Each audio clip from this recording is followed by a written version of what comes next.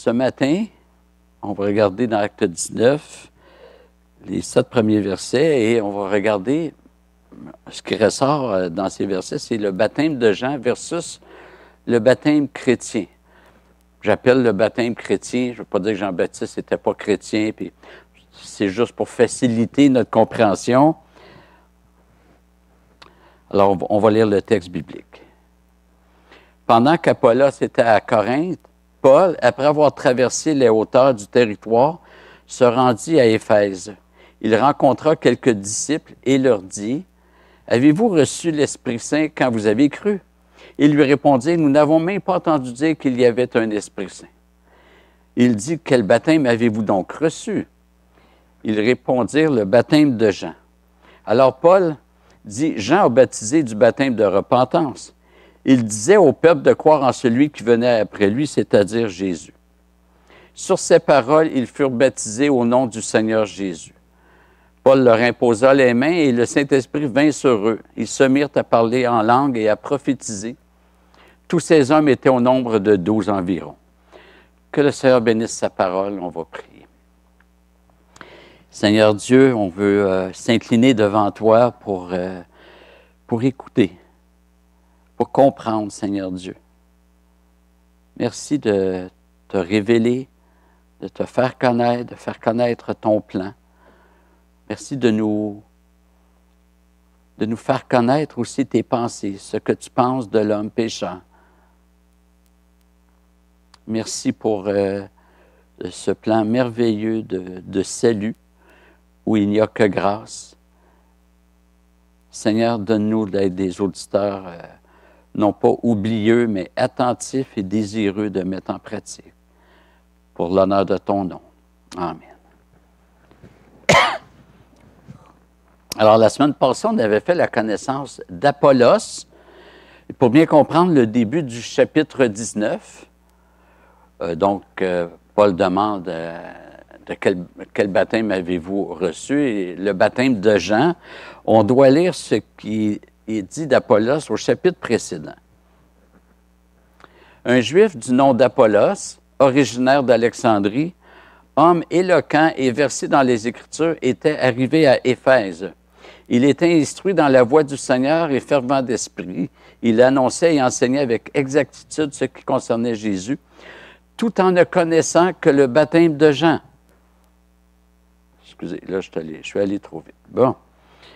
Donc, Apollos annonçait et enseignait avec exactitude ce qui concernait Jésus, tout en ne connaissant que le baptême de Jean.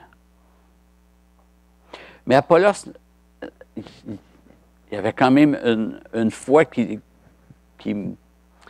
méritait, qui devait aller à une pleine connaissance, mais c'était déjà une foi réelle. Puis il n'avait pas gardé ça pour lui-même. Il la communiquait.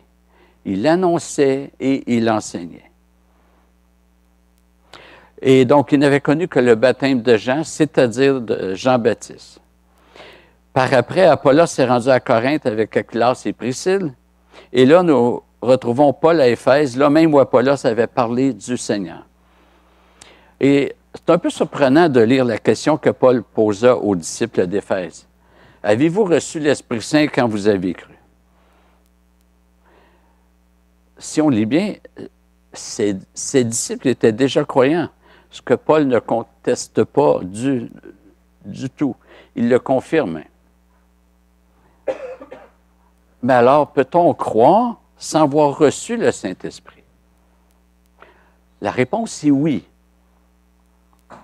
Et ce, sans tomber dans la doctrine du libre arbitre de l'homme pécheur. L'expression « recevoir le Saint-Esprit » n'est pas nouvelle. On la retrouve à la Pentecôte, quand Pierre prêche. C'est marqué, Pierre leur dit « Repentez-vous et que chacun de vous soit baptisé au nom de Jésus-Christ pour le pardon de vos péchés et vous recevrez le don du Saint-Esprit. » Donc, ici aussi, la réception du Saint-Esprit vient en conséquence à la repentance et la foi. C'est important de ne pas imposer une ligne chronologique. Il s'agit d'une séquence logique, théologique, mais pas chronologique. C'est pas qu'il se passe une chose, puis plus tard, il se passe autre chose. Je peux dire qu'on devient humain en conséquence du fait qu'il y a eu fécondation. Mais en même temps, mais ça se passe en même temps. Je ne deviens pas humain après, plus tard, après qu'il y ait eu fécondation. L'un découle de l'autre sans qu'il y ait d'espace dans le temps. De plus, on doit distinguer entre le travail du Saint-Esprit dans ceux que le Seigneur sauve, ce que Dominique avait développé lors de prédications sur la grâce prévenante, avec la réception de l'Esprit. Il y a une durée dans le temps. La grâce prévenante, c'est quand Dieu travaille en nous avant notre conversion. Il nous montre notre misère, puis même on peut... il y en a qui passent par une tristesse, une dépression, puis ils cherchent, puis ils disent « Seigneur ». Puis même quand on dit, quand on cite à certains ce que Paul dit, « Nul ne cherche Dieu », il y en a qui vont dire ouais, « Non, non, c'est pas vrai, moi je l'ai cherché ». Et on ne remet pas ça en question, on fait simplement dire, si tu l'as cherché, c'est parce qu'il y a une grâce prévenante.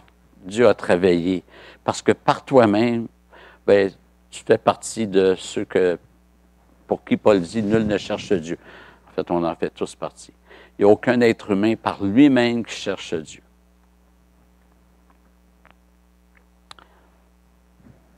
Donc, la grâce prévenante peut durer des jours, des semaines, des mois. Parfois, c'est court. Mais il y a une grâce prévenante. Mais ce n'est pas ça la réception du Saint-Esprit. Il y a une œuvre du Saint-Esprit qui précède la réception du Saint-Esprit.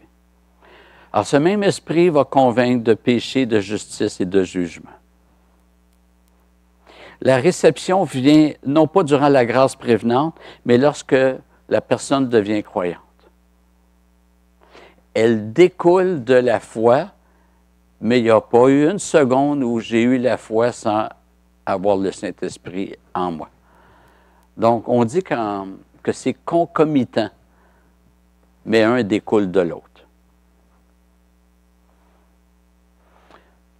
J'avais déjà donné comme illustration, si on fait un tirage, alors on pige un nom, je peux dire que celui qui gagne, bien, ça découle du fait que son nom a été pigé.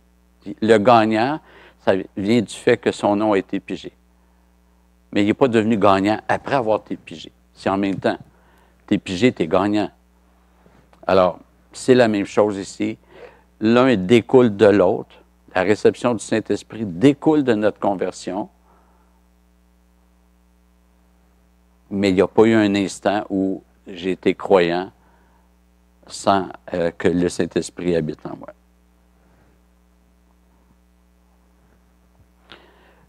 Ce qui est particulier de la question que Paul pose, c'est qu'on ne l'entend jamais poser cette question dans les autres villes.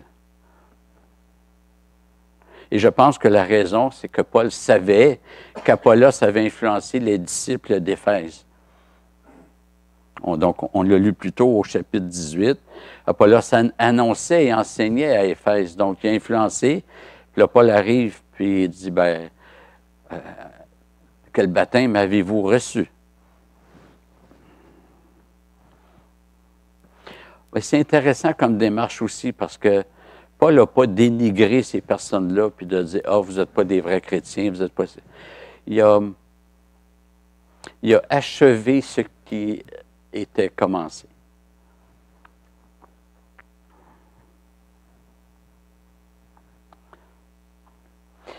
On sait qu'Apollos n'a amené que des bribes de ce que Jean-Baptiste avait enseigné, parce que les gens d'Éphèse n'avaient même pas entendu parler qu'il y a un Saint-Esprit, alors que Jean-Baptiste en a parlé. Jean-Baptiste a dit, moi je vous baptise d'eau, mais celui qui vient après moi vous baptisera d'esprit et de feu.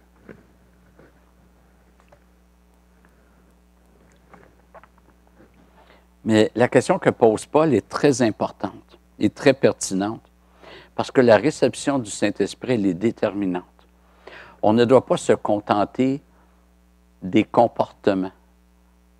On doit regarder et on doit poser la question, avez-vous reçu le Saint-Esprit? Je ne dis pas de le faire systématiquement. On voit juste ici que Paul le fait, mais on doit s'intéresser au fait est-ce que les personnes font des actions extérieures seulement, un peu comme les pharisiens, ou s'il y a une œuvre du Saint-Esprit. Et la fonction du Saint-Esprit chez le croyant se résume dans un mot. C'est la sanctification. Et le reste de ce que le Saint-Esprit fait, il nous donne de comprendre l'Écriture, etc. Le but, c'est la sanctification. Alors, Paul a dit, afin que les païens lui soient une offrande agréable, sanctifiée par l'Esprit Saint. Aux Corinthiens, mais vous avez été lavés, mais vous avez été sanctifiés, mais vous avez été justifiés au nom du Seigneur Jésus-Christ et par l'Esprit de notre Dieu. Dieu vous a choisi dès le commencement pour le salut par la sanctification de l'Esprit et par la foi en la vérité.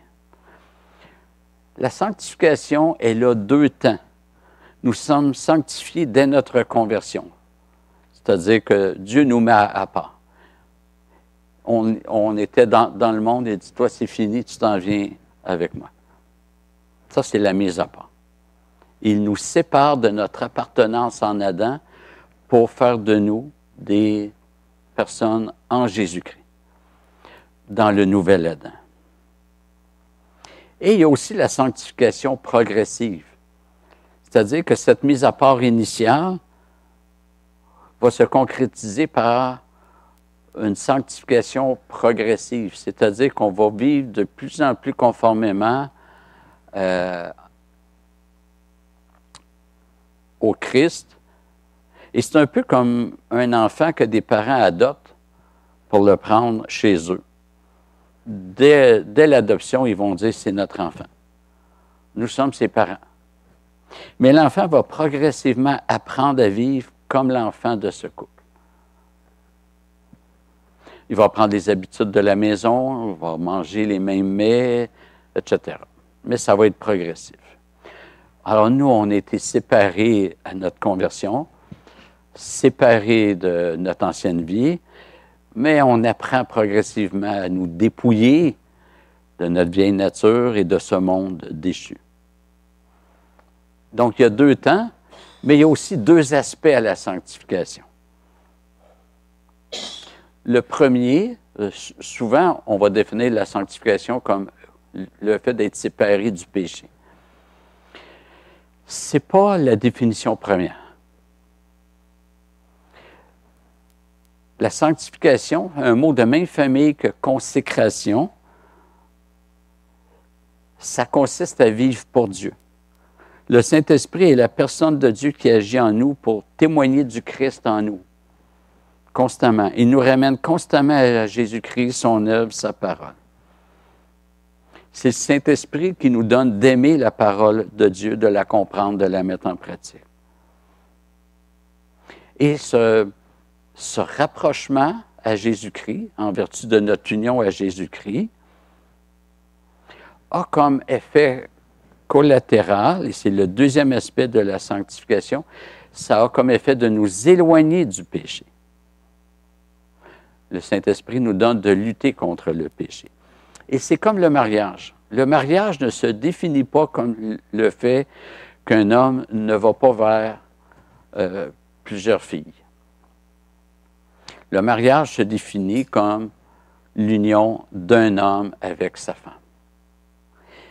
Mais en conséquence de cette union exclusive, ben, l'homme n'ira pas vers d'autres filles.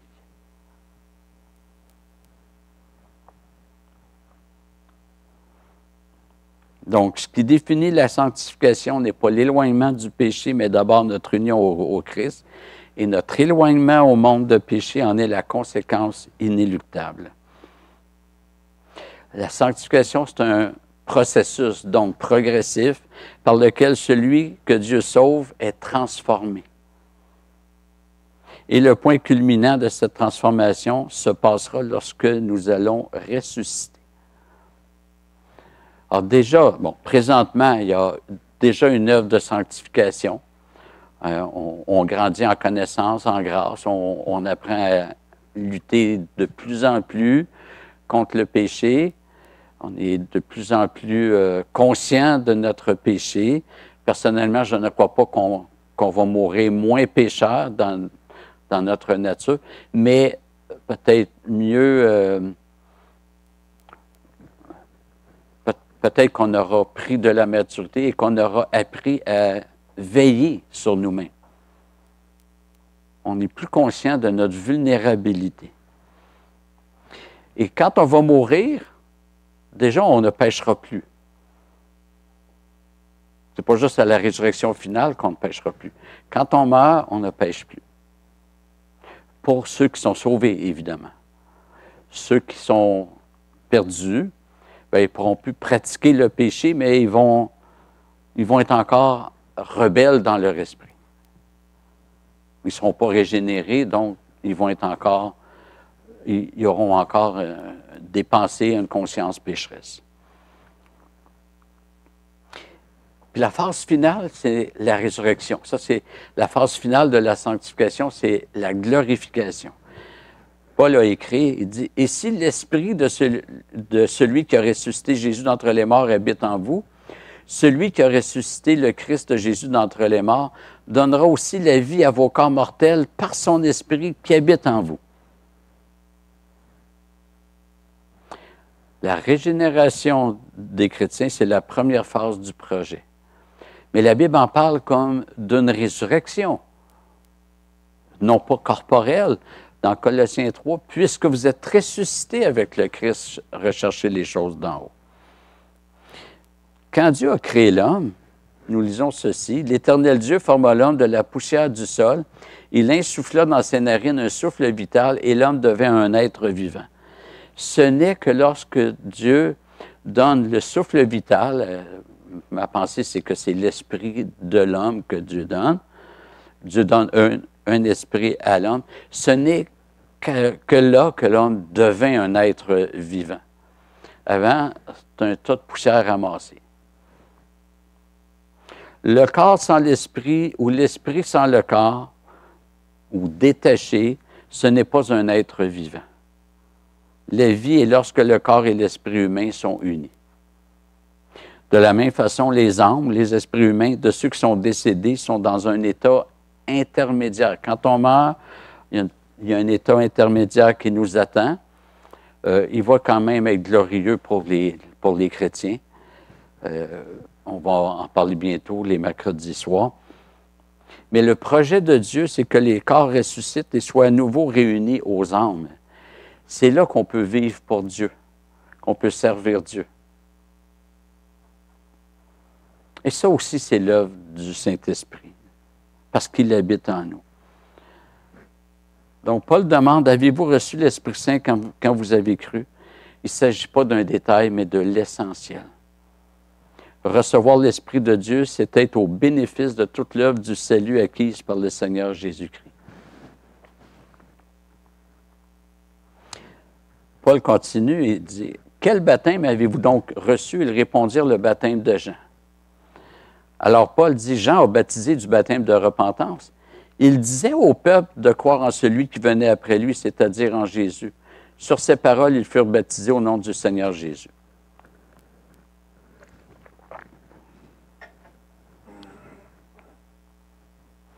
C'est le seul endroit dans toute la Bible où il y a un rebaptême.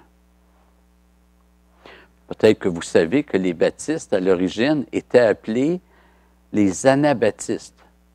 Ce n'est pas les baptistes qui ont décidé de s'appeler comme ça. Ils ont été étiquetés comme des anabaptistes. Et anabaptiste vient du grec qui veut dire « baptiser à nouveau ». Donc, les rebaptisants. Dans le cas des anabaptistes, on les a appelés comme ça parce qu'ils pratiquaient le baptême de ceux qui professaient leur foi. Et ce sont les églises qui baptisent les bébés qui ont appelé les baptistes des anabaptistes parce qu'ils disaient, vous les baptisez une deuxième fois. Personnellement, je ne considère pas le baptême des bébés comme un baptême biblique. Je ne considère même pas que c'est un rebaptême. Je considère que c'est le seul baptême réel qu'ils ont reçu. Mais ici, ce que Paul fait, c'est différent. Il a rebaptisé des personnes qui avaient déjà reçu un baptême institué par Dieu. C'est Dieu qui avait envoyé Jean-Baptiste baptiser en vue de la repentance. Et regardons un peu ce qui est dit du baptême de Jean. Le baptême de Jean-Baptiste, était préparatoire au baptême que l'Église pratique. Comme j'ai dit, pour des raisons pratiques, je vais désigner le baptême que l'Église pratique comme le baptême chrétien. Je ne suis pas en train de dire que le baptême de Jean-Baptiste est un baptême païen, mais c'est pour des raisons pratiques. Alors, le baptême que Jean-Baptiste pratiquait en était un de préparation des cœurs. Jean alla dans toute la région du Jourdain. Il prêchait le baptême de repentance pour le pardon des péchés. Selon ce qui est écrit dans le livre des paroles du prophète Isaïe, c'est la voix de celui qui crie dans le désert, « Préparez le chemin du Seigneur, rendez droit ses sentiers. Toute vallée sera comblée, toute montagne et toute colline seront abaissées, les passages tortueux deviendront droits et les chemins raboteux seront nivelés, et toute chair verra le salut de Dieu. » Jean-Baptiste était le précurseur de Jésus. Il avait un ministère pour préparer les cœurs par la repentance, parce qu'on n'accueille pas Jésus si on veut rester dans nos péchés. Jean-Baptiste a eu un ministère en vue d'eux, un ministère où il pointait vers celui qui allait venir. Jean-Baptiste demandait de regarder à l'horizon. Et Jean-Baptiste a dit, « Moi, je vous baptise d'eau, mais il vient celui qui est plus puissant que moi, et je ne mérite pas de délier la courroie de ses sandales. Lui, il vous baptisera d'Esprit Saint et de feu. »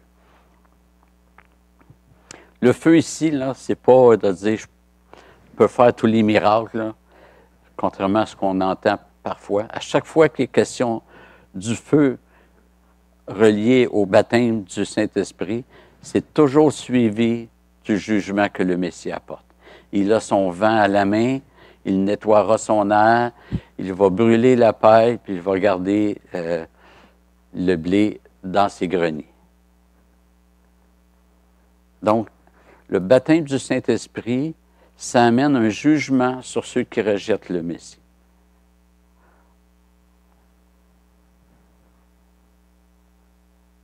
Mais ici, Jean utilise, c'est-à-dire Luc décrit le baptême de Jean en utilisant l'indicatif présent, et c'est vrai en grec aussi. Puis il parle du baptême que Jésus va opérer comme en utilisant le futur. Et effectivement, ça a commencé à la Pentecôte. Et de la même manière que Jésus a été plus grand que Jean-Baptiste, bien, le baptême chrétien est plus grand que celui que pratiquait Jean-Baptiste. Cependant, ces deux baptêmes, celui de Jean et le baptême chrétien, sont en continuité. Et je m'étonne que nos frères pédobaptistes veulent autant associer le baptême chrétien à la circoncision donnée à Abraham, et pour ce faire, qu'ils dissocient aussi facilement le baptême chrétien du baptême de Jean-Baptiste. Et pourtant, il y a une continuité réelle. On a vu que le baptême de Jean était un baptême de repentance pour le pardon des péchés. Et regardez ce qui est dit sur le baptême chrétien. À la Pentecôte, Pierre leur dit, « Repentez-vous et que chacun de vous soit baptisé au nom de Jésus-Christ pour le pardon de vos péchés, et vous recevrez le don du Saint-Esprit. » La condition pour être baptisé, c'est la repentance. Et Dieu promet le pardon des péchés et la réception du Saint-Esprit à ceux qui se repentent et qui sont baptisés. La repentance liée au baptême de Jean-Baptiste, elle est maintenue dans le baptême chrétien. Il y a une continuité. Le baptême chrétien ne rejette pas le baptême de Jean-Baptiste. Le baptême chrétien reprend le baptême de Jean-Baptiste, mais il l'enrichit de l'œuvre du Christ par l'Esprit de Dieu. Le baptême de Jean-Baptiste était la façon demandée par le Seigneur d'exprimer publiquement sa repentance. Le baptême chrétien est la façon demandée par le même Seigneur d'exprimer publiquement sa repentance et sa foi en Jésus-Christ, de témoigner de l'union au Christ, son désir de marcher avec le Seigneur Jésus dans une vie d'obéissance. C'est pourquoi nous devons considérer le baptême chrétien en continuité avec le baptême de Jean-Baptiste. Plusieurs chrétiens se posent la question à savoir au nom de qui le baptême doit être pratiqué, le baptême chrétien. Jésus a dit à ses disciples, « Allez, faites de toutes les nations des disciples, les baptisant au nom du Père, du Fils et du Saint-Esprit. » Dans les Actes des Apôtres, nous lisons, Pierre leur dit, « Repentez-vous et que chacun de vous soit baptisé au nom de Jésus-Christ. » Au chapitre 10, Pierre ordonna de les baptiser au nom de Jésus-Christ. Donc, deux textes dans les Actes, en plus de celui dans Acte 19 qu'on a lu, qui montrent des baptêmes, puis c'est marqué « au nom de Jésus ». Et aucun baptême avec la formule trinitaire. Alors, en fait, les deux ne s'opposent pas. On doit baptiser au nom du Père, du Fils et du Saint-Esprit. Le baptême au nom de Jésus ne signifie pas qu'on doit utiliser cette formule pour le baptême. Au nom de Jésus signifie simplement que c'est en son nom que l'Église baptise. L'Église, elle est mandatée. On fait ça en lieu et place de Jésus-Christ. Donc, c'est au nom de Jésus-Christ que l'Église baptise au nom du Père, du Fils et du Saint-Esprit.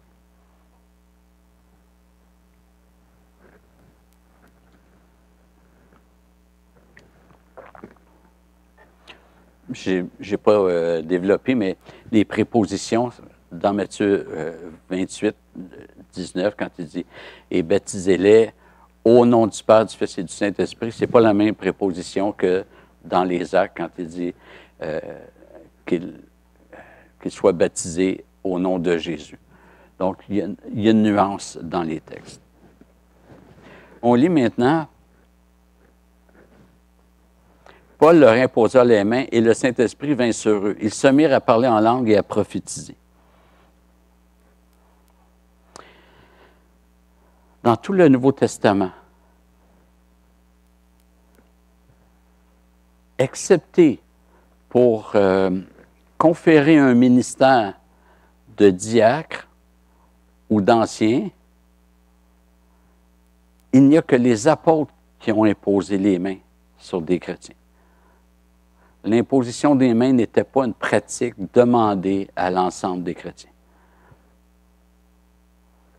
Et même pour les diacres, dans Acte 6, c'est des apôtres, mais puisque Paul demande d'en établir, on trouve raisonnable de dire, bien, c'est aux anciens de le faire. Comme les premiers pasteurs ont reçu l'imposition des mains des apôtres, mais on voit que Timothée a reçu l'imposition des mains des anciens. Mais ce n'était pas une pratique, là, on impose les mains à tout le monde. Ça n'existe pas. Paul n'a jamais écrit dans les églises bénissez-vous les uns les autres en vous imposant les mains. Alors, il faut faire attention de ne pas répandre cette pratique-là. Ces hommes reçurent le Saint-Esprit. Encore une fois, ça ne signifie pas que l'Esprit de Dieu était absent de leur cheminement avant. S'ils se sont repentis, s'ils ont cru, c'est parce que l'Esprit de Dieu a fait une œuvre en eux. Mais cette œuvre n'était pas l'habitation. Ce n'était pas la réception du Saint-Esprit. Comme une personne qui bâtit sa maison. Il fait une œuvre en la bâtissant, il va la décorer, la meubler. Et lorsqu'elle est prête, il va l'habiter. Le Seigneur fait la même chose. Par son esprit, il amène la personne à voir sa misère, puis pouf, il l'amène à la repentance, la conversion, puis il l'habite. Encore une fois, c'est concomitant, mais un découle de l'autre. Et là, ces personnes se mirent à parler en langue et à prophétiser. Un sujet qui soulève bien des discussions, des débats et même des divisions dans le monde évangélique. En fait, tout le livre des Actes, qui couvre environ 30 à 33 années à partir de la Pentecôte, ou un peu avant dans Acte 1, mais on parle de quelques semaines. À part la Pentecôte, là, il y a juste à 2 endroits où les langues sont mentionnées, dans tout le livre des Actes. Ce n'est pas aussi dominant que certains le voudraient. De plus, il y a juste une épître, l'épître aux Corinthiens, qui parle des langues. Dans toutes les autres épîtres, que ce soit de Pierre, de Paul, de Jean, de Jude, silence complet sur les langues. Et il me semble que c'est significatif. Les langues avaient un but bien précis. Eh bien, donc, Ésaïe, c'est 7 siècles avant Jésus-Christ, eh bien, c'est par des hommes aux lèvres balbutiantes d'un autre langage que l'Éternel parlera à ce peuple. Ce texte va revenir dans le Nouveau Testament, dans un contexte du don des langues. Mais ce peuple, c'était la nation juive. Le but était de susciter la jalousie des Juifs en amenant des louanges, parce qu'il y a 2 textes qui nous disent que les langues, c'était des louanges ou d'annoncer les merveilles de Dieu, c'était pas n'importe quoi. Mais en amenant des louanges dans d'autres langues que l'hébreu, le Seigneur montrait qu'il s'intéresse aux nations jusque-là tenues à l'écart dans la rédemption. Un jeune homme qui fréquente une copine et qui constate qu'une famille roumaine vient juste de déménager en face, dont une jolie jeune fille de son âge, et que là, ils se mettent à apprendre le roumain. Imaginez la réaction de la copine du gars qui se met à apprendre le roumain. Elle va comprendre que son copain s'intéresse à une autre fille. Il va susciter la jalousie. C'est ça qui s'est passé. Pour les Juifs, c'était impensable que le Seigneur, qui avait sauvé Israël de l'esclavage d'Égypte, s'intéresse aux nations païennes. On lit dans 2 Samuel 7, « Y a-t-il une seule nation sur terre qui soit comme ton peuple d'Israël et que les cieux soient allés libérer pour en faire leur peuple et pour lui donner un nom? Tu as fait pour lui de grandes choses, des choses redoutables en faveur de ton pays, en présence de ton peuple que tu as libéré de l'Égypte, de ses nations et de ses dieux, pour qu'ils t'appartiennent. » Pour les Juifs, historiquement, il y avait raison. Jamais l'Éternel n'avait agi dans un but rédemptif envers les autres nations comme il l'a fait envers Israël. Mais un but rédemptif, il faut faire attention, c'était l'ombre de la rédemption. Dieu a sauvé Israël de l'Égypte, mais ce n'était pas la délivrance du péché. Et les Juifs croyaient avoir l'exclusivité sur l'unique base ethnique. Mais ils oubliaient la promesse faite à Abraham. Abraham deviendra certainement une nation grande et puissante, et en lui seront bénies toutes les nations de la terre. Et cette promesse s'est réalisée par l'entrée des païens dans l'Église. Paul dit, « Aussi l'Écriture, prévoyant que Dieu justifierait les païens, c'est nous, par la foi, a d'avance annoncé cette bonne nouvelle à Abraham, toutes les nations seront bénies en toi. » Dès la formulation de l'alliance abrahamique, excusez-moi, le Seigneur s'est révélé comme non pas le Dieu de la nation juive seulement, mais le Dieu de toute l'humanité. Et les Juifs ne l'avaient pas compris ou le refusaient. Et quand des Juifs entendent parler d'autres langues, c'est la stupéfaction. À la Pentecôte. Or, il y avait en séjour à Jérusalem des Juifs pieux venus de toutes les nations qui sont sous le ciel. Au bruit qui se produisit, la multitude accourut et fut bouleversée parce que chacun les entendait parler dans sa propre langue. Ces Juifs vivaient dans la dispersion, c'est-à-dire non pas en Palestine, mais en dehors. Et il y avait chacun parlait la langue de son coin. Puis là, il dit, on vient à Jérusalem, puis on entend chacun parler dans notre propre langue. Leur réaction, ils étaient hors d'eux-mêmes et dans l'admiration. Ils disaient, voici ces gens qui parlent, ne sont-ils pas tous Galiléens? Et comment les entendons-nous chacun dans notre propre langue maternelle?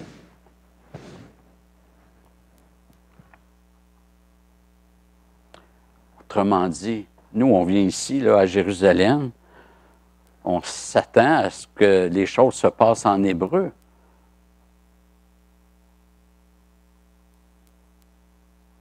Et ce n'était pas juste une question de langue.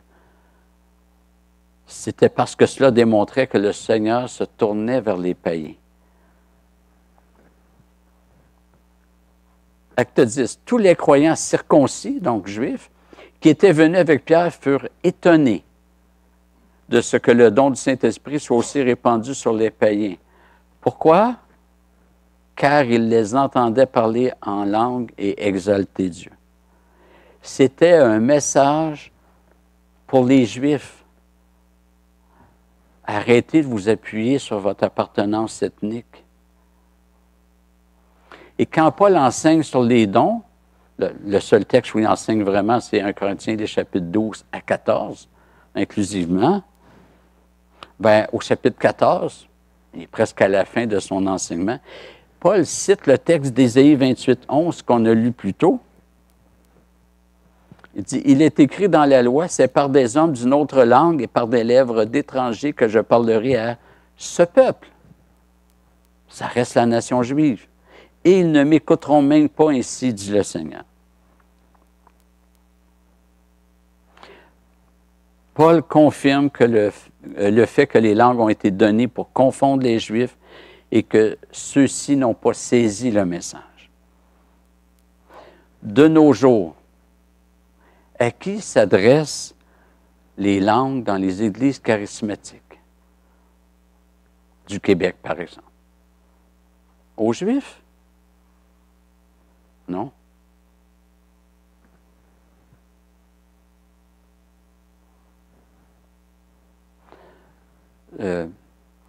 Ma compréhension des Écritures, c'est que dans Matthieu 24, quand Jésus annonce la destruction du temple, qui est arrivé en 70, une génération après la Pentecôte, ça marquait la fin du judaïsme. On a vu ça les mercredis soirs.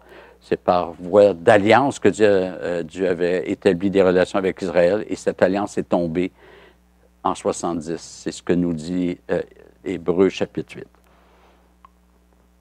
Donc, il n'y a plus d'interpellation particulière du peuple juif. Mais ils peuvent se convertir. Des Juifs peuvent se convertir et il y en a qui se convertissent, gloire à Dieu.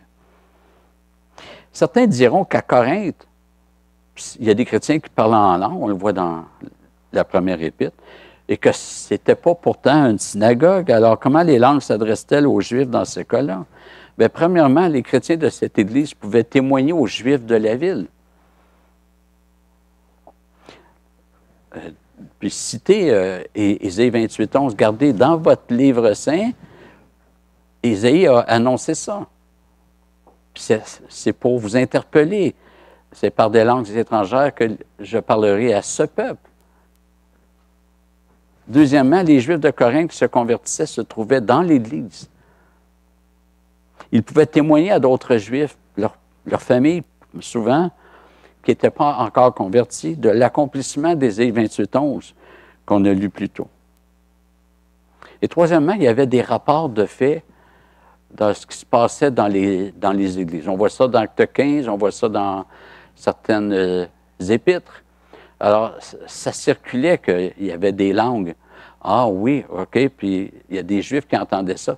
Ça les encourageait parce que ça confirmait leur transfert du judaïsme vers le christianisme.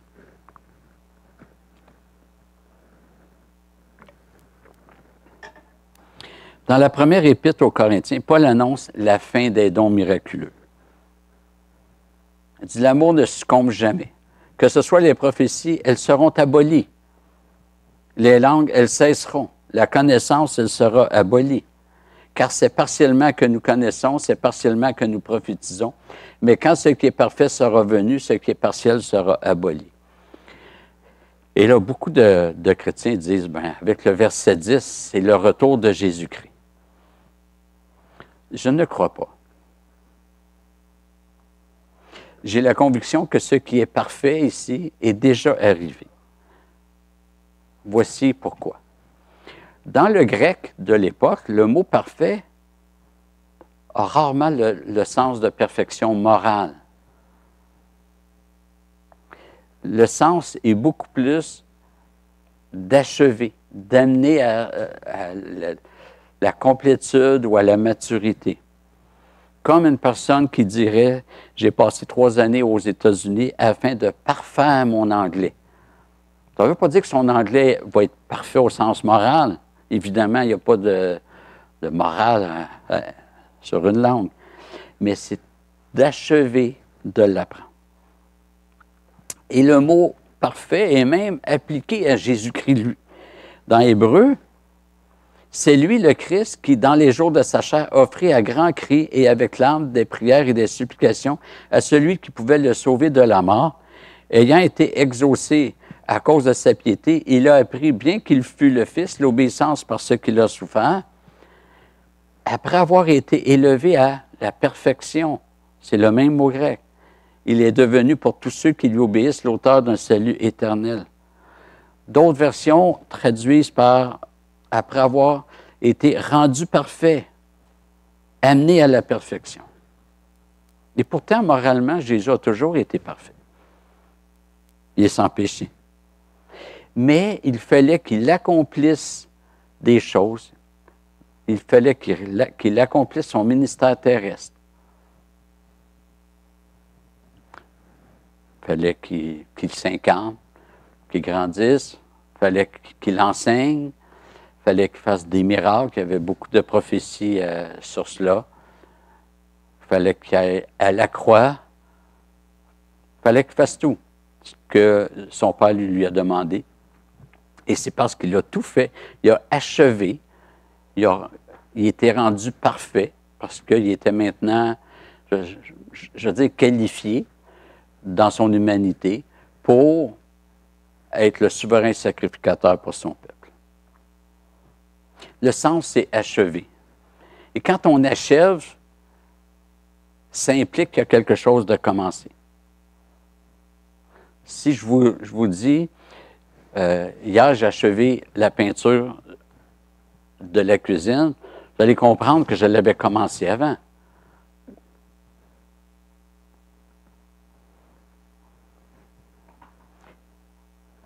Donc, Paul écrit « Quand ce qui est parfait sera venu, ce qui est partiel sera aboli ». Il s'agit de ce qui devait parvenir à l'achèvement et qui était déjà commencé. Et pour ma part, il n'y a que la fin du canon biblique. C'est-à-dire, les apôtres ont écrit les livres qui manquaient, ou ils ont écrit ou supervisé la rédaction des livres qui manquaient à la révélation. Et nous avons la Bible, elle est complète, elle est achevée. Elle est parfaite. Il ne manque rien.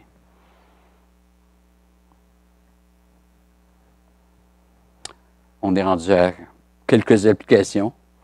La première, je dirais que c'est bon de prendre exemple sur Paul. Il y a des fois où, peut-être même souvent, il faut questionner les gens qui sont devant nous. Comme Paul a fait. Avez-vous reçu le Saint-Esprit quand vous avez cru? Et quel baptême avez-vous donc reçu? Quand on rencontre des personnes, qu'elles soient athées, déistes, peu importe, il est bon de les questionner. En les questionnant, nous démontrons qu'il n'y a pas que le message qui nous intéresse, mais le destinataire aussi. Et ces personnes sentiront qu'on cherche non pas un monologue, mais un dialogue. Et par la suite, on peut rebondir à ce qu'elles nous disent. Et là, on va créer un pont entre elle et l'Évangile.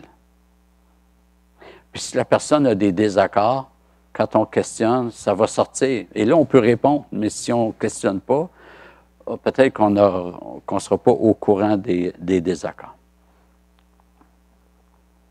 Deuxième application, je pense qu'on ne doit pas se laisser troubler par les frères qui voudraient nous convaincre du baptême des bébés. Le baptême de Jean-Baptiste ne s'adressait évidemment qu'à ceux qui se convertissaient, qui se repentaient. Et il y en est de même pour le baptême chrétien, ça n'a pas cessé. Il ne s'adresse qu'à ceux qui se sont repentis de leurs péchés, qui se sont tournés vers Jésus-Christ pour leur salut.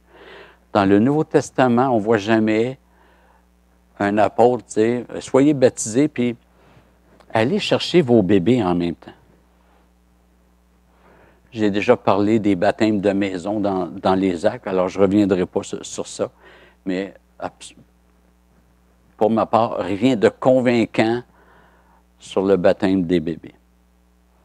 Et finalement, en lien avec les dons du Saint-Esprit, encore là, on ne doit pas se laisser troubler par ceux qui voudraient nous convaincre qu'il nous manque quelque chose.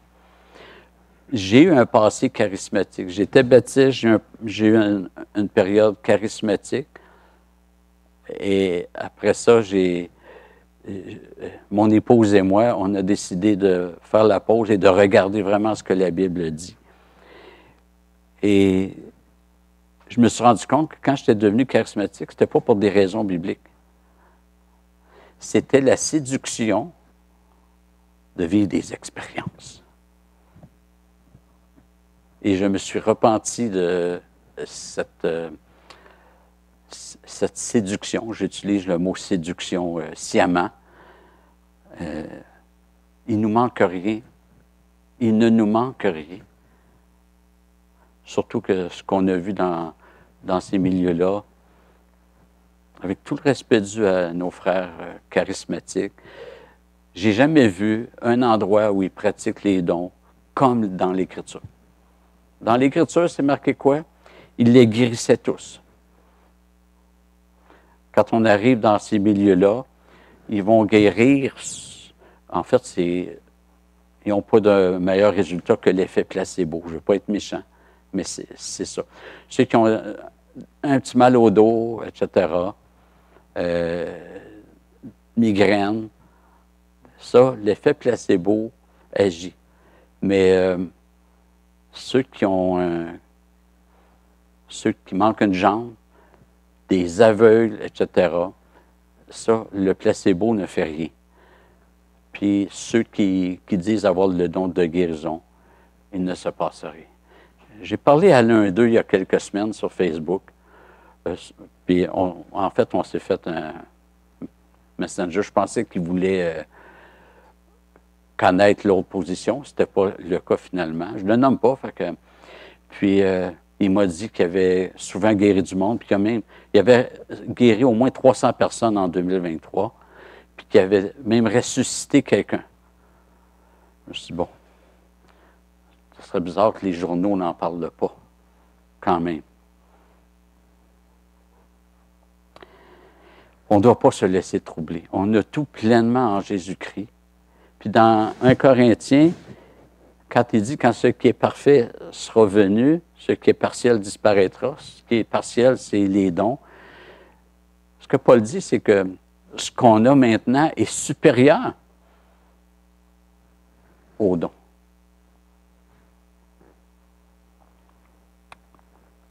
Oh, prions. Seigneur Dieu, on veut te remercier pour ton plan parfait. Combien il est parfait. Plus on l'étudie, plus on s'y arrête, plus on voit qu'il est impeccable. Et merci pour Jésus-Christ. Nous avons tout pleinement en lui. Seigneur, merci parce que la Bible répond à nos questions. Elle est pertinente. Seigneur, donne-nous de l'approfondir constamment. Donne-nous aussi de ne pas nous laisser troubler par ce qu'on peut entendre ici et là. Et Seigneur, on trouve, quand on étudie ta parole, on trouve la paix. Tu nous apaises par la vérité. Ta parole, c'est nos vers pâturages. Alors, merci pour cela, Seigneur. Amen. On va se lever pour le prochain cantique, s'il vous plaît.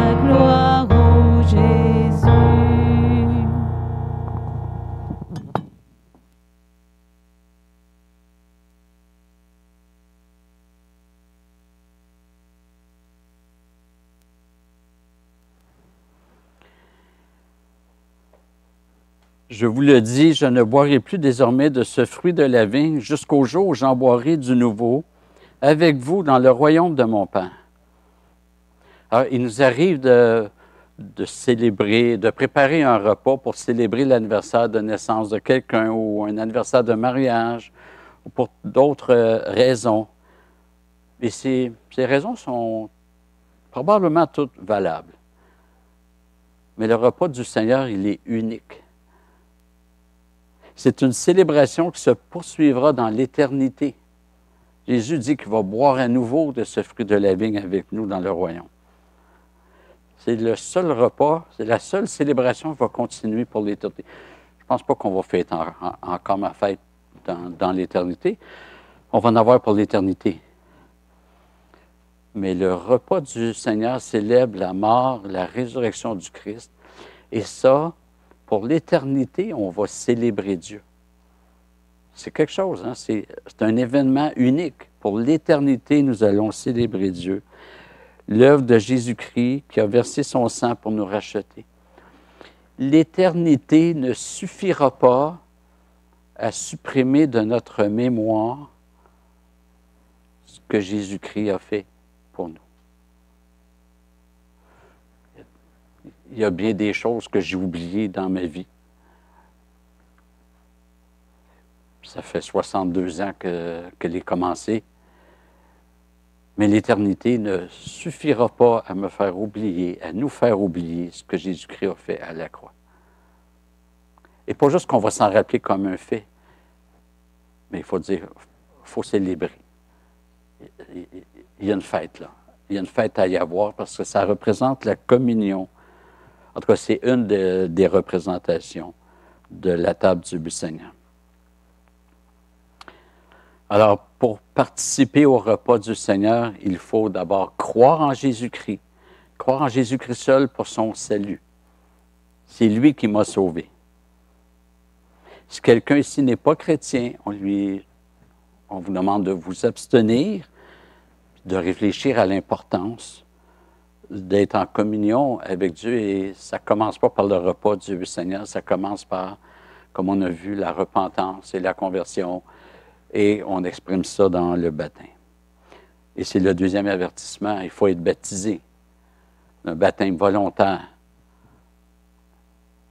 On voit ça dans Acte 2. C'est ceux qui ont été baptisés qui persévéraient dans la fraction du pain. Alors, si quelqu'un est croyant, mais n'a pas été baptisé d'un baptême volontaire, bien, on vous demande aussi de vous abstenir puis de réfléchir à l'importance d'entreprendre cette démarche. Et si jamais quelqu'un est sous discipline dans son Église, on vous demande aussi de vous abstenir et d'être en règle avec l'Église.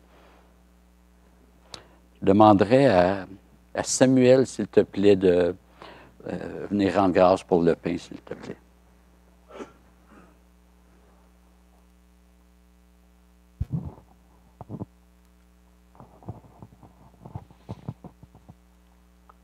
Oui, Seigneur Dieu, on veut te remercier pour l'envoi de ton Fils sur la terre. Seigneur, on veut te remercier pour tout le sacrifice qu'il a dû faire, pour cette vie parfaite et pour cette mort à la croix, Seigneur. Qu'on puisse prendre ce pain en nous rappelant le sacrifice de Jésus et son corps qui a été meurtri pour nous, Seigneur. Amen. Amen.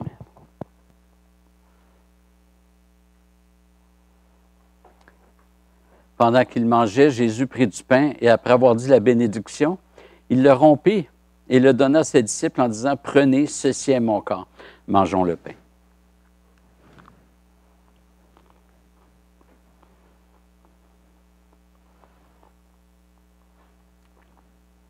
Je demanderai à notre frère Dominique, s'il te plaît, de rendre grâce pour la coupe.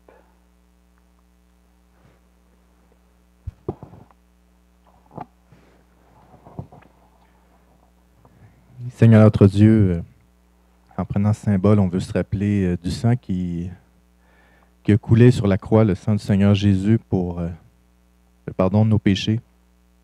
par le symbole que l'on prend, puisse nous aider à nous rappeler la grandeur du sacrifice, la grandeur de ton amour pour nous. Où est-ce que tu nous as rachetés? D'où est-ce que tu nous as pris? Et où est-ce que tu nous amènes dans ta présence? Par ce sang qui couvre nos fautes, qui paye le prix de nos péchés. Alors, en prenant ce symbole, qu'on puisse se rappeler tout ton amour, l'amour du Seigneur Jésus, son obéissance. On veut se rappeler aussi que, à cause du pardon de nos péchés, on va pouvoir jouir de ta présence pour l'éternité, être à ta table éternellement. Et on va être reconnaissant pour la grandeur de ce sacrifice. Alors que ce symbole puisse rappeler à nos cœurs ce qui a été fait par le Seigneur Jésus. Amen. Amen.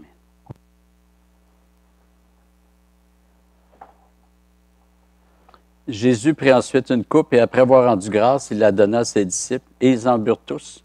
Et il leur dit, ceci est mon sang, le sang de l'alliance qui est répandu pour beaucoup. En vérité, je vous le dis, je ne boirai plus du fruit de la vigne jusqu'au jour où j'en boirai du nouveau dans le royaume de Dieu. Buvons la coupe.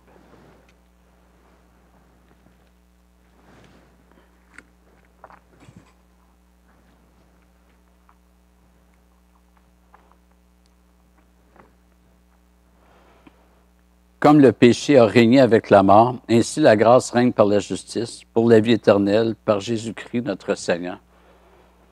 Une autre beauté du salut, c'est que on a reconnu le règne du péché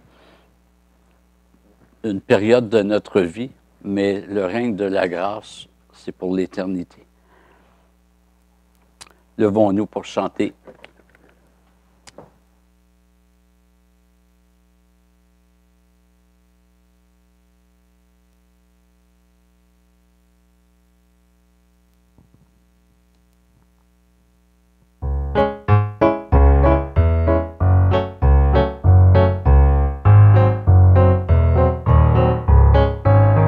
Car ta bonté vaut mieux que la vie, car ta bonté vaut mieux que la vie. Mes lèvres célèbrent tes louanges, j'élèverai mes mains en ton nom. Mes lèvres célèbrent tes louanges, j'élèverai mes mains en ton nom.